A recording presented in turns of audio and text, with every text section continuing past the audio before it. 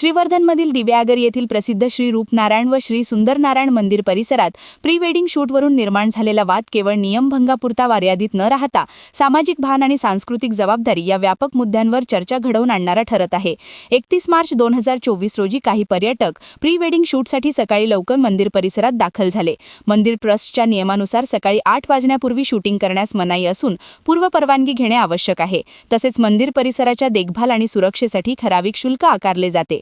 मात्र संबंधितांनी सकाळी 6:47 संरक्षक भिंतीवरून आत प्रवेश करून विनापरवानगी शूटिंग सुरू केल्याचा आरोप ट्रस्टने केला आहे। या घटनेचे सीसीटीव्ही फुटेज उपलब्ध असल्याचेही सांगण्यात आले। ट्रस्टच्या प्रतिनिधींनी शूट थांबवण्याचा प्रयत्न केला असता संबंधितांनी चूक मान्य करण्याऐवजी वाद घालत पैसे देण्याची भाषा केल्याचा आरोप करण्यात आला आहे। यानंतर संभाषणाचा काही भाग सोशल मीडियावर प्रसारित करून मंदिर आणि गावाची बदनामी करण्याचा प्रयत्न झाल्याचे ट्रस्टचे म्हणणे आहे।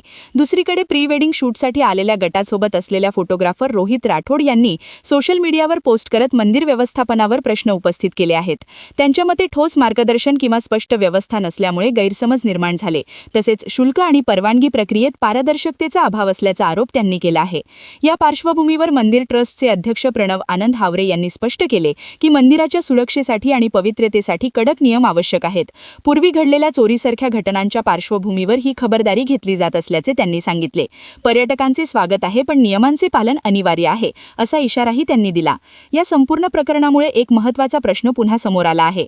पर्यटन स्थळांवर कंटेंट तयार करताना सामाजिक भान आणि सांस्कृतिक संवेदनशीलता जपली जाते का?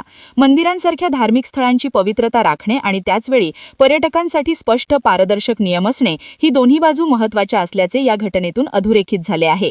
वादळवारा लाईव्हसाठी वैभव तोडणकर, श्रीवर्धन। नवी मुंबई व रायगड जिल्ह्यातील ताज्या बातम्या आणि घडामोडींसाठी सबस्क्राईब करा वादळवारा लाईव्ह चॅनल आणि दाबा बेल आयकॉन।